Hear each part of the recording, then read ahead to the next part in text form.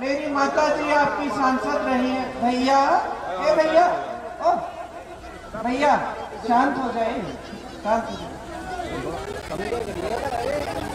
महिलाएं कितनी आसानी से शांत हो जाती हैं। बोलो बैठ जाओ, बैठ जाती है तो देखो अभी तक नहीं बैठे। अब थोड़ा हल्ला और करेंगे, हमसे सीखना चाहिए ना, है ना? सीख लीजिए। तो मैं कह रही थी कि 20 सालों से मेरी माता जी आपकी सांसद रही हैं और यहाँ उनसे पहले इंदिरा जी रही थी, उनसे पहले हमारे परिवार के तमाम सदस्य यहाँ के सांसद हैं। तो काम बहुत हुआ उस समय यहाँ। और यहाँ जो एक राजनीतिक परंपरा हमेशा रही वो यही रही कि जो भी सांसद होता था और जो भी नेता होता था वो आपसे मिलजुल कर, आपकी समस्याओं को सुनकर, समझकर ही नीति बनाता। तो अगर मान लो यहाँ पे एम्स का अस्पताल लाए तो इसलिए लाए क्योंकि गांव-गांव में जाकर ये समझ में आया कि इलाज के लिए बहुत दूर जाना पड़ता है और बहुत कष्ट होता है। जब बच्चे होने वाले होते हैं या कोई बीमार हो जाता है तो बहुत कष्ट होता है। तो यहाँ एक अच्छा बड़ा अस्पताल, फिर नीतियाँ बनी। यही हमारी राजनीतिक परंपरा थी। बड़ी बड़ी नेता, इंदिरा जी जैसी जो प्रधानमंत्री रही, वो आपके घर घर में आती थी। आज भी मैं किसी गांव में जाऊं तो वहाँ कम से कम एक दो बुजुर्ग मिलेंगे जो मुझे बोलेंगे कि बिटिया तुम्हारी दादी जी आई थी यहाँ और हम दादी जी से मिले थे। तो उस समय से ये परंपरा चलती आ रही है। 100 साल पहले भी यहाँ जब किसानों ने आंदोलन किया तो पंडित जवाहरलाल नेहरू और उनके पिताजी यहाँ आए थे। ये जागरूकता थी आपकी और ये महानता भी है रायबरेली की कि हमेशा आपने लोकतंत्र के प्रति बहुत जागरूकता दिखाई। और यहाँ की नेताओं की भी महानता थी, उनकी परंपरा थी कि हमेशा आपके बीच आकर, आपसे मिलकर, आपकी समस्याओं को सुनकर ही नीतियां बनती, है ना? अब आज देश में क्या परिस्थितियां हैं? सबसे पहले तो आज देश में पूरी अलग तरह की राजनीति फैली हुई है। आज के नेता सोचते हैं कि यहाँ आने की जरूरत नहीं है जनता के बीच, कि जनता की समस्याओं को सुनने के बजाय वो जो करना चाहे वो करते रहते हैं। और इसका सबसे बड़ा प्रतीक, सबसे बड़ा मिसाल हमारे अपने प्रधानमंत्री मोदी जी हैं। हंस रहे हो? आप सोचो कि मान ले परिवार के मुखिया हैं और परिवार, उनका ध्यान सिर्फ इस तरफ होता है कि वो बड़े बड़े मतलब या तो किसी कोई बड़ा जश्न मनाएंगे, गाजा बाजा बहुत पसंद है उनको, जहाँ जाएंगे गाजे बाजे के साथ जाएंगे। और परिवार के जो सदस्य हैं वो बार बार कहे जा रहे हैं भाई हमारे पेट में खाना नहीं है, कुछ कमा के हमें दे दो, हमारी मदद कर लो। वो कहते हैं मैं मान सम्मान बढ़ा रहा हूँ परिवार का, देखो आज मैं भोज कर रहा हूँ 100 लोगों के लिए, लेकिन आपकी सुनवाई नहीं करते जो परिवार के सदस्य हैं। तो आपको क्या लगेगा कि ये तो बड़ा अजीब सा मुखिया है ना? अब कुछ ऐसी परिस्थितियां बन गई हैं। देश के जो मुखिया हैं उनको इवेंट पसंद है बड़े बड़े। आप टीवी चलाएंगे तो आपको दिखेगा कि दुनिया भर के प्रधानमंत्री आए हुए हैं, दुनिया भर के राष्ट्रपति आए हुए हैं, बड़ा बड़ा इवेंट हो रहा है और सब गाजा बाजा ताम झाम लगा हुआ है उसमें, बड़े बड़े सेठ दिखेंगे उनके साथ। लेकिन जनता से तो कट चुके हैं, एक गरीब आदमी नहीं दिखेगा उनके इर्द गिर्द। वाराणसी उनका संसदीय क्षेत्र है। अब आप भी यहाँ रायबरेली में इंदिरा जी के साथ बैठते हो कि कहीं पशु खा ना जाए। वहाँ पे राजीव जी प्रधानमंत्री थे जब अमेठी उनका संसदीय क्षेत्र था, आते थे, गांव गांव जाते थे, सुनते थे, समझते थे, कहते इस गांव में सड़क नहीं है, यहाँ बनवानी है। ये परंपरा थी। आज मोदी जी 10 साल से वाराणसी के सांसद रहे हैं, एक बार किसी गांव में नहीं गए, एक बार किसी किसान से नहीं पूछा कि क्या समस्या है, कैसे चल रही है जिंदगी तुम्हारी। ये आवारा पशु की जो समस्या है जिससे जूझ रहे हो आप, पूरा दिन काम करते हो, पूरी रात जाके मचानों पे बैठते हो कि कहीं पशु खा ना जाए, मेरे सारे दिन का काम खराब कर देगा, है ना बहन? बैठना पड़ता है। आप दिन में बैठती होंगी, आपके पति शाम को बैठते होंगे, और फिर भी रोक नहीं पाते, फिर भी आ जाते, चल जाते खेत। ऑडियो की बता रहा कोई पूछने वाला नहीं है, कोई सुनवाई नहीं है। 5 सालों से तो मैं ही देख रही हूँ और हर मंच पे कह रही हूँ कि भाई कुछ करो कुछ करो। तो ये नहीं है कि सरकार को नहीं मालूम, सरकार को अच्छी तरह मालूम है कि ये समस्या है, हल करने का कोई प्रयास नहीं हुआ। पशु आते हैं, खा जाते हैं खेत, ऊपर से खेती के हर सामान पे टैक्स लगा रखा है, जीएसटी का टैक्स है हर सामान पे। सामान ही इतने महंगे हो गए खेत की कि कमाई नहीं हो रही है, तो किसान कमा नहीं पा रहा है, वो खुद नहीं कमा पा रहा है तो वो मजदूर भी नहीं रख रहा है खेती के लिए, है ना? अब आप जब दुकान जाती हैं और आपके मन में होता है कि आज मैं ये 3-4 चीजें खरीदूंगी, तो ये सच है कि नहीं? वो 3-4 चीजों में से 1 ही 2 खरीद के आती है कि नहीं? बाकी सोचती हूँ कि चलो बाद में ही खरीद लेंगे, अभी नहीं, अभी पैसा नहीं है इसके लिए, जरूरत पड़ेगी तो देखेंगे, है ना? बच्चा बीमार पड़ता है तो इलाज करना कितना मुश्किल होता है, घबराहट होती है कि इलाज कैसे करेंगे, पैसे कहाँ से आएंगे। बेटी की शादी होती है तो किसान को कर्ज लेना पड़ता है, कर्ज लेता है बेचारा, लेकिन खेती से कमाई नहीं हो रही है, कर्ज चुका नहीं पाता। तमाम किसान है पूरे देश में जो कर्ज लेते हैं, या तो खेत का नुकसान हो गया, बारिश हो गई, बाढ़ आ गई, कुछ हो गया, भुगतान नहीं मिला, खेत खराब हो गया, दे नहीं पाया कर्ज। इतने किसान हैं देश में जिन्होंने आत्महत्या की है।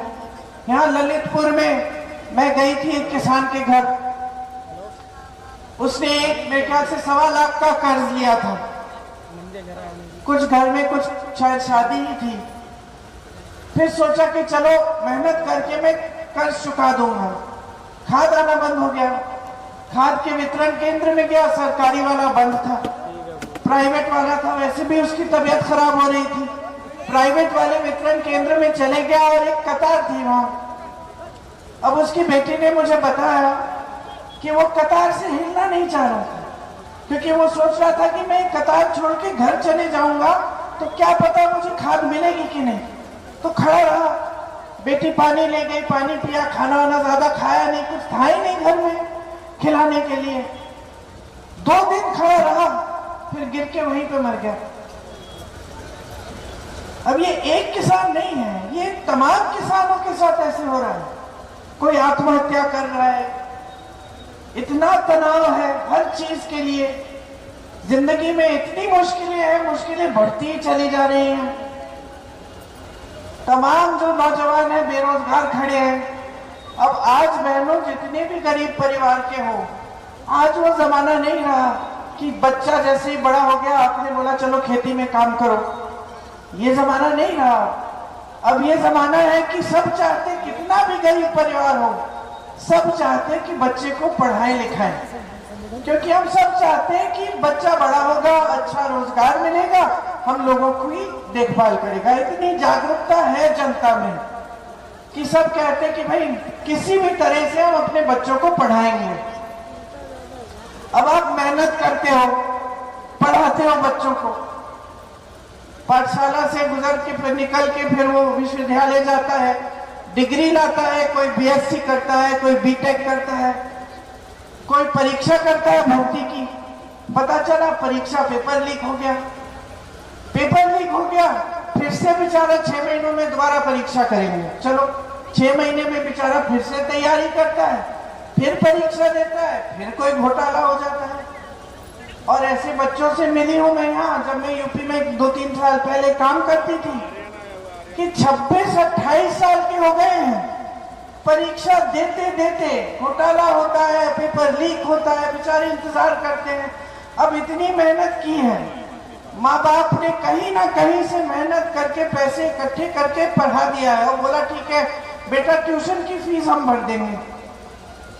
बोझ बन रहा है परिवार पे, उसको शर्म आ रही है कि अभी तक नौकरी नहीं मिली है और वो इंतजार कर रहा है कि अभी सूची निकलेगी, अभी नियुक्तियां निकलेंगी। और मैं जब बात करती थी उनसे, मुझे कहते थे कि दीदी समझ में ही नहीं आ रहा है, 5-6 साल हो गए, हम बार बार पेपर दे रहे हैं, हम इंतजार कर रहे हैं कि नियुक्ति की सूची आएगी। अब हमें समझ नहीं आ रहा है कि हम इंतजार करते रहें कि फिर छोड़ दें, इंतजार छोड़ दें और कहीं जाके कहीं नौकरी प्राइवेट में या कहीं हम नौकरी ले लें। समझ में नहीं आ रहा है, क्योंकि हमने इतनी मेहनत की है, परिवार ने इतनी मेहनत की है हमको पढ़ाने के लिए, हमने परीक्षा भी दी है, हमारे इतने साल भी ऐसे ही बीत गए इंतजार करते करते कि अब लगता है कि कल को हम कहीं जाके नौकरी ले लें और यहाँ नियुक्ति आ जाएगी तो क्या होगा। तो ये परिस्थितियां हो गई है कि आप चाहे पढ़ाएं लिखाएं कुछ भी करें, मेहनत करें, 2-2, 3-3 लोग परिवार में कमा रहे हैं, लेकिन फिर भी पूरा नहीं हो रहा है, फिर भी बच्चे बड़े हो रहे हैं, रोजगार नहीं मिल रहा है, काम नहीं हो रहा है, खेती से कमाई नहीं हो रही है। और ये परिस्थितियां बनी कैसे? ये ऐसे ही बनी, जो मैं कहानी बता रही थी आपको मुखिया के बारे में, ऐसे ही बनी क्योंकि हमारे देश के जो मुखिया हैं उनका ध्यान ही कहीं और है। देश की जो रोजगार कहां से बनते थे, आपने देखा होगा यहाँ दादी जी ने ITI शुरू किया, ITI खोला, डिजाइन इंस्टीट्यूट आया, अमेठी में डिजाइन इंस्टीट्यूट, BHEL, HEL जैसी बड़ी बड़ी संस्थाएं आई। ये सरकारी संस्थाएं होती थी, इनसे रोजगार मिलता था। अब आस्ते आस्ते इनकी जो सब्सिडी है इनका निजीकरण हो रहा है।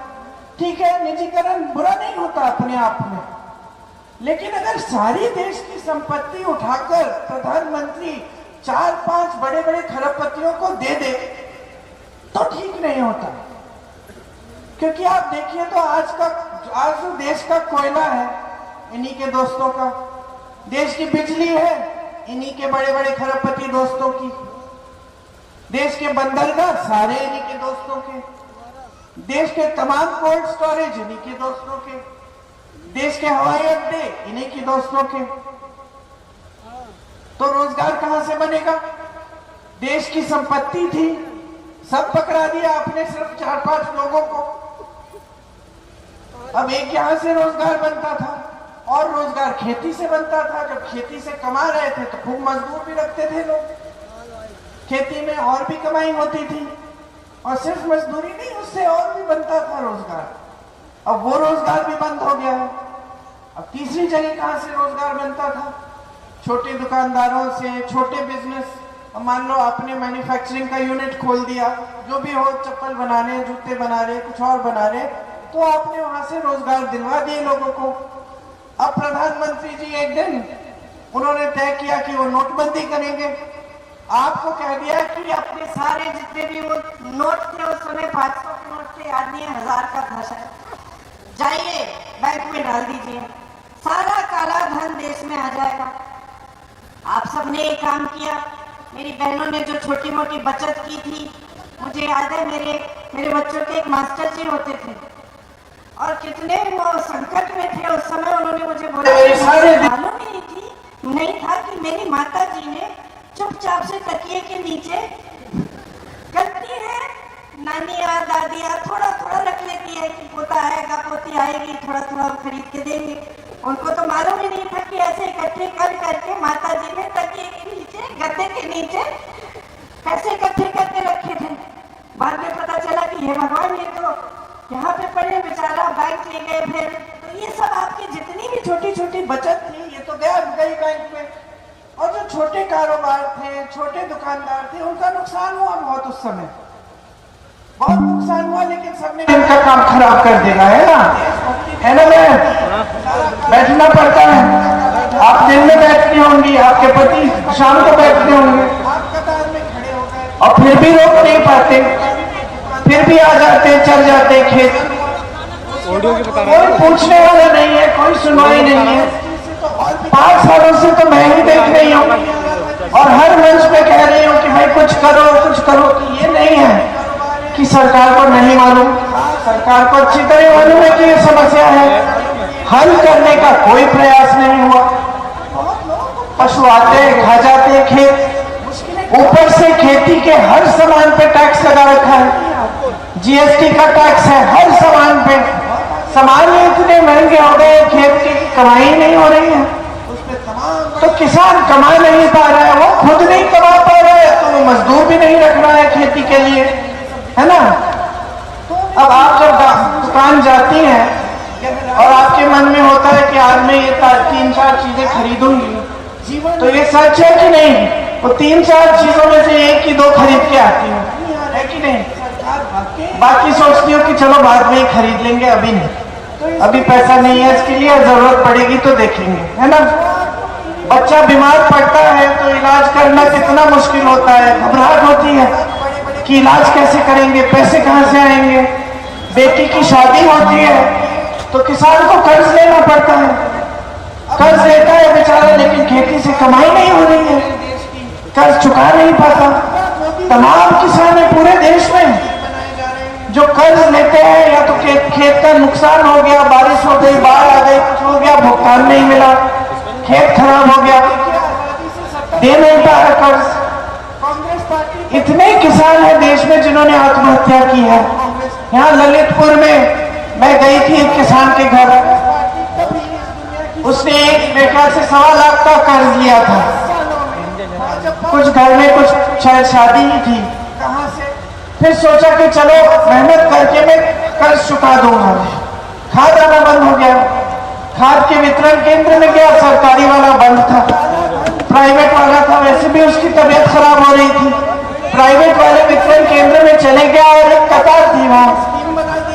अब उसकी बेटी ने मुझे बताया कि वो कतार से हिलना नहीं चाह रहा, क्योंकि वो सोच रहा था कि मैं कतार छोड़ के घर चले जाऊंगा तो क्या पता मुझे खाद मिलेगी कि नहीं, तो खड़ा रहा। बेटी पानी ले गई, पानी पिया, खाना वाना ज्यादा खाया नहीं, कुछ था ही नहीं घर में खिलाने के लिए। 2 दिन खड़ा रहा, फिर गिर के वहीं पर मर गया। अब ये एक किसान नहीं है, ये तमाम किसानों के साथ ऐसे हो रहा है। कोई आत्महत्या कर रहा है, इतना तनाव है हर चीज के लिए, जिंदगी में इतनी मुश्किलें हैं, मुश्किलें बढ़ती ही चली जा रही हैं। तमाम जो नौजवान हैं बेरोजगार खड़े हैं। अब आज बहनों जितने भी गरीब परिवार के हों, आज वो जमाना नहीं रहा कि बच्चा जैसे ही बड़ा हो गया आपने बोला चलो खेती में काम करो, ये जमाना नहीं रहा। अब ये जमाना है कि सब चाहते, कितना भी गरीब परिवार हो, सब चाहते कि बच्चे को पढ़ाए लिखाएं, क्योंकि हम सब चाहते हैं कि बच्चा बड़ा होगा, अच्छा रोजगार मिलेगा, हम लोगों को ही देखभाल करेगा। इतनी जागरूकता है जनता में कि सब कहते हैं कि भाई किसी भी तरह से हम अपने बच्चों को पढ़ाएंगे। अब आप मेहनत करते हो, पढ़ाते हो बच्चों को, पाठशाला से गुजर के फिर निकल के फिर वो विश्वविद्यालय जाता है, डिग्री लाता है, कोई बीएससी करता है, कोई बीटेक करता है, कोई परीक्षा करता है भर्ती की, पता चला परीक्षा पेपर लीक हो गया, फिर से बेचारा 6 महीनों में दोबारा परीक्षा करेंगे। चलो 6 महीने में बेचारा फिर से तैयारी करता है, फिर परीक्षा देता है, फिर कोई घोटाला हो जाता है। और ऐसे बच्चों से मिली हूं मैं यहाँ, जब मैं यूपी में। और जनता के लिए सिर्फ एक बात, फूट फैलाना, जनता के सामने जब आओ तो सिर्फ धर्म के आधार पर राजनीति करो बस, ताकि जनता के जज्बात आपसे जुड़ जाएं। अब मैं फिरोजाबाद में एक महिला के घर गई और गली के अंदर मैं चली गई थी। मैंने पूछा भाई पानी आता है? नहीं। बिजली है? नहीं दीदी, बिजली का खंभा बहुत समय पहले लगा था, अभी तक तार भी नहीं है, और जहां जहां लगा है वहां बिजली भी नहीं आती है, एक दो घंटे आती है। ठीक है, बच्चे कहाँ पढ़ रहे हैं? वो फीस नहीं भर पा रही हूँ मैं, तो मैं पाठशाला नहीं भेज रही। तो क्या करते हैं, पूरे दिन खेलते हैं, थोड़ी बहुत हम लोग जो सिखा सकते हैं सिखा देते हैं। तो मैंने कहा विधायक कौन से दल का है? कहती है भाजपा का है। उस समय विधायकी के चुनाव थे। तो मैंने कहा फिर किसको वोट दोगी? अब दीदी देना तो इन्हीं को है। 2-3 साल पहले काम करती थी कि 26-28 साल के हो गए हैं, परीक्षा देते देते घोटाला होता है, पेपर लीक होता है, बेचारे इंतजार करते हैं।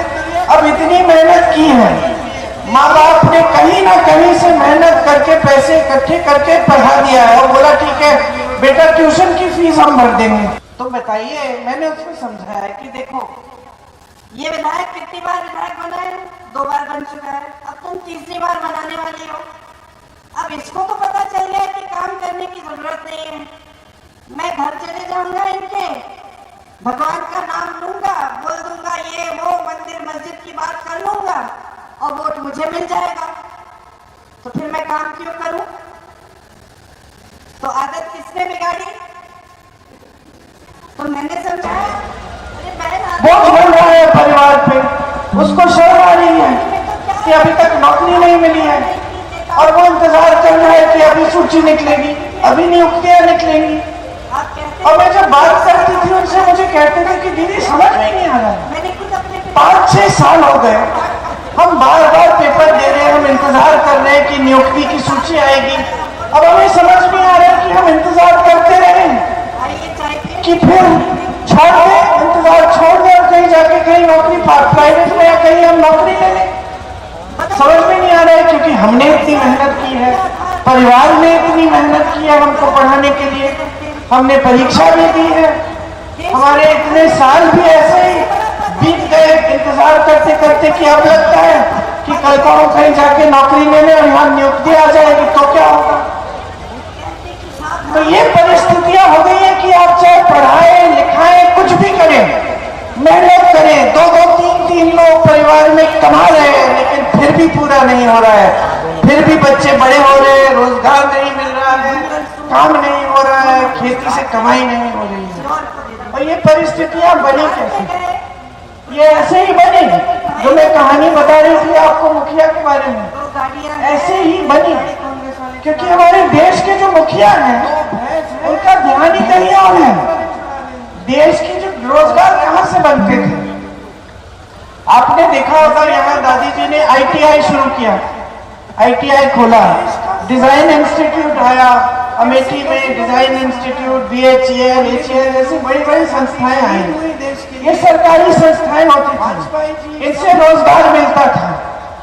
अब आस्ते आस्ते इनकी जो सब्सिडी है इनका निजीकरण हो रहा है। ठीक है, निजीकरण बुरा नहीं होता अपने आप में, काम की होती थी, लेकिन अगर सारी देश की संपत्ति उठाकर प्रधानमंत्री 4-5 बड़े बड़े खरबपतियों को दे दे तो ठीक नहीं होता। पिताजी क्या बात करूं, क्योंकि आप देखिए तो आज जो देश का कोयला है इन्हीं के दोस्तों का, देश की बिजली है इन्हीं के बड़े बड़े खरबपति दोस्तों की, देश के बंदरगाह सारे इन्हीं के दोस्तों के, अस्पताल खोला देश के तमाम कोल्ड स्टोरेज इन्हीं के दोस्तों के, देश के हवाई अड्डे इन्हीं के दोस्तों के। हमारा प्रचार भी यही होता था। तो रोजगार कहां से बनेगा?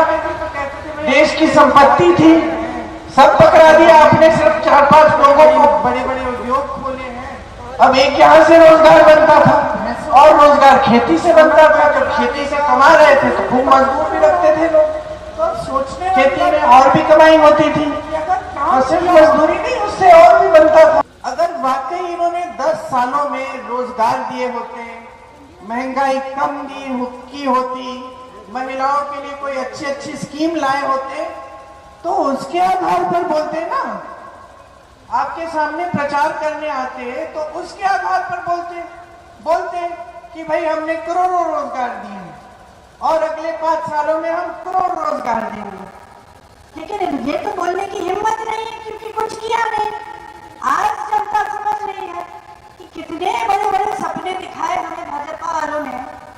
2 बार इनकी सरकार हमने बना दी केंद्र में। मोदी जी कहते थे 15 लाख रुपए खाते में डलवाएंगे। मोदी जी कहते थे सारा काला धन वापस आएगा और मेरी बहनें अमीर हो जाएंगी क्योंकि हम आपके खाते में डालेंगे। मोदी जी कहते थे नौजवानों के लिए कांग्रेस ने कुछ नहीं किया, 2 करोड़ रोजगार देंगे, कुछ नहीं हुआ। आज सबसे ज्यादा बेरोजगारी है देश में, 35 सालों में सबसे ज्यादा बेरोजगारी, 70 करोड़ बेरोजगार लोग हैं। पढ़े लिखे थे, शिक्षित हैं, लेकिन 70 करोड़ बेरोजगार हैं। मजदूरी नहीं मिलती ठीक ढंग से, आप जाओ ठेकेदारों के पास कुछ भी दे देंगे। कोई कानून नहीं है कि अब वो रोजगार भी बंद हो गया है। शोषण मत करो। किसी जगह कहाँ से रोजगार बनता? किसान कमा नहीं पा रहा। दुकानदारों से, छोटे बिजनेस स्कीम नहीं है। मान लो आपने मैन्युफैक्चरिंग का यूनिट खोल, बोझ उठाती है। मेरे भाषण सुनने के बाद घर जाएंगी, सफाई करेंगी, खाना पकाएंगी। जब तक सब लोग सोएंगे नहीं रात को तब तक नहीं सोगी, है ना? कोई सुनवाई है तुम्हारी? समाज में तो कमी होती है महिलाओं की सुनवाई, सरकार में भी नहीं है। तो सरकार का काम है। मेरे पिताजी ने पंचायती राज में आरक्षण दिया महिलाओं को, तो सक्षम हुई। आज खूब सारी जो पंचायती राज में जो चुनाव जीत के आती हैं वो महिलाएं हैं। हमने यहाँ परियोजना शुरू की थी पूरे अमेठी रायबरेली में, उससे भी आप सक्षम हुए। इन्होंने क्या किया है? ये सब करने के अलावा ये धर्म की बातें और ये बड़े बड़े जश्न और ये बड़े अपने खरबपतियों को मजबूत करने के अलावा किया क्या है इन्होंने? अगर किया होता तो आपके सामने उसके आधार पर वोट मांगते। अब हम कह रहे हैं आपको कि हम कुछ गारंटी लाए हैं बहने आपके लिए।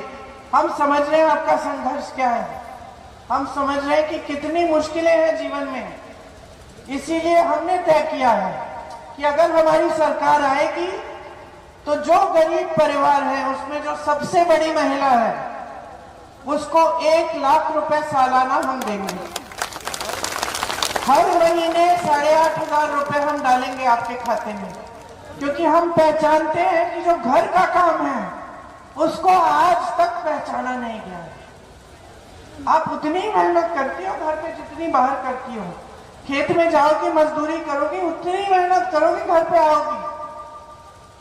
आसान नहीं है बच्चों की परवरिश करना, सबके लिए खाना पीना देखना। और जब मजदूरी नहीं मिलती है 2-3 दिन की, जब किसी को भूखा रहना पड़ता है तो कौन भूखा रहता है? आप ही रहती हैं। तो हम पहचान रहे हैं, इसलिए हम कह रहे हैं कि आपकी मदद के लिए ये हम स्कीम लाएंगे, गारंटी है हमारी। अब आप बोलोगे कि आप भी मोदी जी जैसे आप भी वचन करके चली जाओगी, हमें क्या मालूम। तो 2 प्रमाण है इसके। एक तो कि जितना भी काम रायबरेली अमेठी में हुआ वो ज्यादातर काम कांग्रेस पार्टी के सांसदों ने किया। इत्तेफाक से मेरे परिवार के सदस्य थे, लेकिन कुछ भी बड़ी चीज देख लो, चाहे वो सड़कें हो, चाहे वो अस्पताल हो, चाहे उद्योग हो, चाहे कोई भी सुविधा हो, वो कांग्रेस पार्टी ने की। और पूरे देश में ही ऐसा है। मैं गिना सकती हूँ लेकिन फिर बैठे रहोगे आप देर के लिए अगर गिनाना शुरू करूंगी। तो एक तो प्रमाण ये है। दूसरा प्रमाण कि आज के दिन हमारे देश भर में जहां जहां कांग्रेस की सरकार है वहां जो भी होल चप्पल बनाने, जूते बनाने, जो छोटे छोटे कारोबार है उनको एक खास एक आदमी को रखना पड़ा हिसाब किताब लगाने के लिए, डर के मारे गलत में लगता हूँ। बहुत लोगों को कष्ट दिया है। हर महीने मुश्किलें कम नहीं हुई है इन 10 सालों में, तरक्की नहीं हुई है आपकी। फिर भी आपको दिखता है कि देश बहुत आगे बढ़ रहा है, अर्थव्यवस्था मजबूत हो रही है। टीवी चलाते हैं उस पर तमाम बड़ी बड़ी जश्न लिखते हैं आपको, उसमें मोदी जी जा रहे हैं, सारे आ रहे हैं, ये सब दिखता है। हमने कहा इन चीजों को आप समझेंगे कैसे और गहराई से आपको समझ में कैसे आएगा कि आपके जीवन में जीवन में तरक्की आ रही है कि नहीं आ रही है, कि सरकार वाकई इससे बड़े बड़े काम कर रही है कि नहीं। तो इसके लिए मैं सीधा सीधा आपको कह रही हूँ कि जो आपको टीवी पे दिख रहा है, तो जो ये सब जितने भी टीवी के चैनल हैं सब बड़े बड़े खरबपतियों ने आज के दिन खरीद रखे। 57% ये सारे बड़े खरबपतियों के हैं। अब खरबपतियों को तो मोदी जी सारी संपत्ति दे रहे हैं देश की, पानी नहीं है, और उल्टा मोदी जी भी अपनी पार्टी को अमीर बनाए जा रहे हैं। आज जो भाजपा है वो सबसे अमीर पार्टी है पूरी दुनिया में। अब देखिए आजादी से 70 साल हो गए, छत्तीसगढ़ में क्या किया? कांग्रेस पार्टी 55 साल राज में थी, उसमें सरकार कांग्रेस की थी। और 55 सालों में कांग्रेस पार्टी कभी इस दुनिया की सबसे अमीर पार्टी नहीं बनी। और जो दूध 10 सालों में भाजपा सबसे अमीर पार्टी बन गई। कहां से? आपको सिखाया कि कहां से मिठाई कैसे बनाते हैं, दैट्स फाइन, आप कह रहे हैं तो उनकी कमाई हो गई। कहाँ से? महिलाओं से। ये जो काला धन जिसकी बात ये करते हैं, क्या ये तो नहीं है ये कि कमाई गौशालाओं में काम करके हो रही थी। और एक और बहुत बड़ी चीज की हमारी सरकार ने कि जो गोबर है, सरकार ने तय किया हम गोबर खरीदेंगे। तो गोबर चंदा लिया, चंदा बनाने के लिए स्कीम बना दी, बोलते हैं हम बड़े ईमानदार हैं। सबसे बड़ी भ्रष्टाचार की स्कीम तो इन्होंने बनाई है। जब गोबर पहले कभी किसी प्रधानमंत्री ने ये स्कीम तो नहीं बनाई कि जो भी चंदा देगा राजनीतिक दलों को उसका नाम गुप्त रहेगा। मोदी जी ने ये स्कीम बना दी, स्कीम बनाई।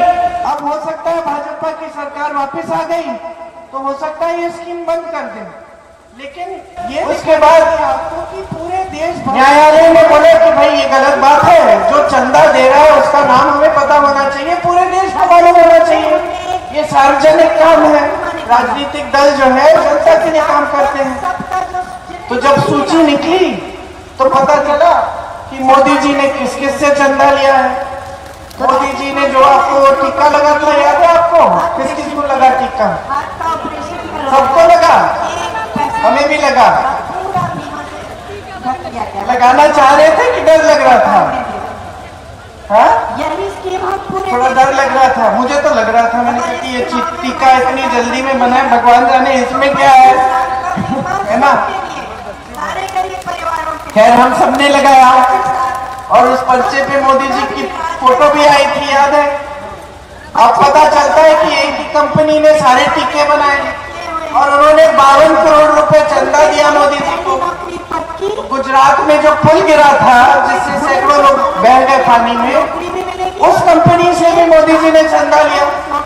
फिर ऐसी कंपनियां थी जिसपे मोदी जी ने छापा लगवाया, चंदा लिया, छापे बंद, केस लगवा दिए बड़े बड़े, चंदा लिया, केस ठंडे बस्ते में गए। सारी बात भी सामने आ गई। तो इनका काम क्या रहा है 10 सालों में?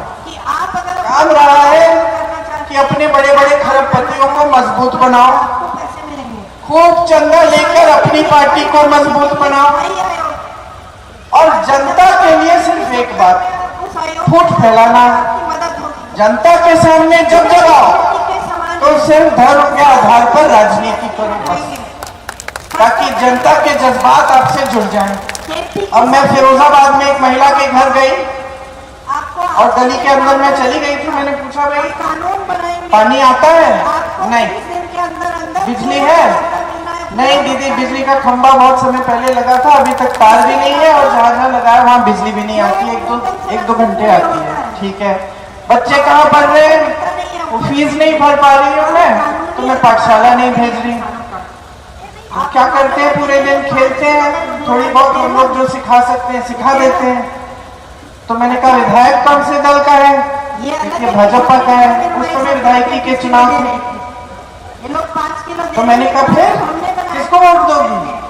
अब दीदी देना तो इन्हीं को है। क्यों? हमारे घर आए थे मजदूरिया करने। हंस रही है, आए हैं लगता है आपके घर। हमारे घर आए थे मजदूरिया करने, हमसे वचन ले लिए भगवान के नाम कि हम भाजपा को वोट देंगे। कहते हैं कि बाकी पार्टियां धर्म विरोधी हैं। तो बताइए, मैंने उसको समझाया कि देखो ये विधायक कितनी बार विधायक बना है? 2 बार बन चुका है, अब तुम तीसरी बार बनाने वाली हो। अब इसको तो पता चल गया कि काम करने की जरूरत नहीं है। मैं घर चले जाऊंगा, इनके भगवान का नाम लूंगा, बोल दूंगा ये वो, मंदिर मस्जिद की बात कर लूंगा और वोट मुझे मिल जाएगा। तो फिर मैं काम क्यों करूं? ये सब हम करना चाहते हैं। तो आदत किसने बिगाड़ी? ये तो बड़ी बड़ी बात। तो मैंने समझाया, अरे बहन आदत बिगाड़ रही हो मेरे भाई। और रायबरेली में तो क्या आदत थी? आपने क्या बनाई थी नेताओं की? इंदिरा जी आती थी, डांट खा लेती थी आपसे। आप कहते थे कि मेरी सड़क आपने बना दी, इसको पक्का क्यों नहीं किया? मैंने खुद अपने पिताजी को देखा है, डांट खाते हैं। खम्भे लगा लिया आपने 6 महीने पहले, अभी तक तार नहीं डलवाया। वोट नहीं देंगे हम। हाँ, प्यार तो करते हैं आपसे, आइए चाय पिए, लेकिन वोट नहीं देंगे। ये बात होती थी। अब ये थी राजनीतिक परंपरा, बदल गई है। अब सब धर्म के आधार पर, जाति के आधार पर आपको गुमराह करने में पड़े रहते हैं। प्रमाण क्या है? देश के प्रधानमंत्री जिनका सबसे बड़ा पद है देश में, सबसे बड़े पद पे बैठे हुए हैं, और क्या भाषण देते हैं? कहते कि सावधान हो जाओ, कांग्रेस पार्टी के पास एक मशीन है। सुन लीजिए, मैंने किसानों का एक भी पैसा माफी एक मशीन है, उसको लेकर आपके घरों के अंदर आएंगे और आपके मंगलसूत्र, आपका सोना चुरा के किसी और को दे देंगे। गुजरात में गए, गुजरात में कहने लगे कि भाइयों और बहनों सावधान रहो, 2 गाड़ियां हैं तो एक गाड़ी कांग्रेस वाले चुरा लेंगे, 2 भैंस हैं तो एक भैंस कांग्रेस वाले चुरा लेंगे। अब हंस रहे हो, क्यों? हंसने वाली बात है, लेकिन दुख की बात भी तो है। कोई भी अगर मंत्री देश का सबसे बड़ा पद है, कैसे कैसे लोगों ने संभाला है। पंडित नेहरू, इंदिरा गांधी शहीद हुई देश के लिए, अच्छा है, ठीक है। वाजपेयी जी सभ्य इंसान थे, मनमोहन सिंह जी जिसने देश को इतना आगे बढ़ाया, एक सभ्यता थी, एक स्तर था पद का, बातें होती थी तो काम की होती थी। चुनाव के लिए जब हम छोटे थे, आपकी उम्र के, प्रचार करने जाते थे पिताजी के लिए, तो मैं पूछती थी कि पिताजी क्या बात करूं? तो बोलो कि हमने ये किया है, हमने ये सड़क बनाई है, BHEL आया है, वहाँ पे वो हवाई अड्डा बड़ा बना रहे हैं, बच्चों की पढ़ाई के लिए डिजाइन इंस्टीट्यूट और दूसरे जो इंस्टीट्यूट हैं वो लगवा रहे हैं, बड़ा अस्पताल खोला, ये सब बोलो और बताओ जनता को कि हम किस तरह से विकास कराएंगे, ये कहते थे वो। और हमारा प्रचार भी यही होता था। हम आपके भी चाहते थे कि कहते थे हमने इतने रोजगार दिलवाए हैं और दिलवाने हैं, ये बड़े बड़े उद्योग खोले हैं। आजकल इनका प्रचार भैंसों और सोना कोई चुरा लेगा और ऐसे फिजूल की बातों पर हो रहा है देश में। तो अब सोचने वाली बात ये है कि अगर काम किया होता, अगर वाकई इन्होंने 10 सालों में रोजगार दिए होते, महंगाई कम की होती, महिलाओं के लिए कोई अच्छी स्कीम लाए होते, तो उसके आधार पर बोलते ना, आपके सामने प्रचार करने आते तो उसके आधार पर बोलते कि भाई हमने करोड़ों रोजगार दिए और अगले 5 सालों में हम करोड़ रोजगार देंगे। लेकिन ये तो बोलने की हिम्मत नहीं है क्योंकि कुछ किया नहीं। आज जनता समझ रही है कि कितने बड़े बड़े सपने दिखाए हमें भाजपा वालों ने। 2 बार इनकी सरकार हमने बना दी केंद्र में।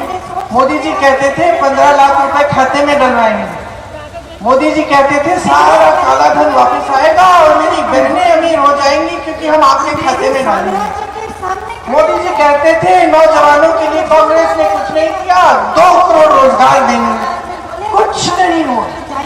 आज सबसे ज्यादा बेरोजगारी है देश में, 35 सालों में सबसे ज्यादा बेरोजगारी, 70 करोड़ बेरोजगार लोग हैं। पढ़े लिखे थे, शिक्षित है, लेकिन 70 करोड़ बेरोजगार। मजदूरी नहीं मिलती ठीक ढंग से, आप जाओ ठेकेदारों के पास कुछ भी दे देंगे, कोई कानून नहीं है कि इससे कम मत दो, शोषण मत करो श्रमिकों का, किसान कमा नहीं पा रहा है, बहनों के लिए कोई स्कीम नहीं है, महंगाई से जूझ रही है, सबसे ज्यादा बोझ उठाती है। मेरे भाषण सुनने के बाद घर जाएंगी, सफाई करेंगी, खाना पकाएंगी, जब तक सब लोग सोएंगे नहीं रात को तब तक नहीं सोएंगे, है ना? कोई सुनवाई है? समाज में तो कमी होती है महिलाओं की सुनवाई, सरकार में भी नहीं है। तो सरकार का काम है। मेरे पिताजी ने पंचायती राज में आरक्षण दिया महिलाओं को तो सक्षम हुई। आज खूब सारी जो पंचायती राज में जो चुनाव जीत के आती है वो महिलाएं हैं। हमने यहाँ परियोजना शुरू की थी पूरे अमेठी रायबरेली में, उससे भी आप सक्षम हुए। इन्होंने क्या किया है? ये सब करने के अलावा ये धर्म की बातें और ये बड़े बड़े जश्न और ये बड़े अपने खरबपतियों को मजबूत करने के अलावा किया क्या है इन्होंने? अगर किया होता तो आपके सामने उसके आधार पर वोट मांगते। अब हम कह रहे हैं आपको कि हम कुछ गारंटी लाए हैं बहनें आपके लिए। हम समझ रहे हैं आपका संघर्ष क्या है, हम समझ रहे हैं कि कितनी मुश्किलें हैं जीवन में, इसीलिए हमने तय किया है कि अगर हमारी सरकार आएगी तो जो गरीब परिवार है उसमें जो सबसे बड़ी महिला है उसको 1 लाख रुपए सालाना हम देंगे। हर महीने 8,500 रुपए हम डालेंगे आपके खाते में, क्योंकि हम पहचानते हैं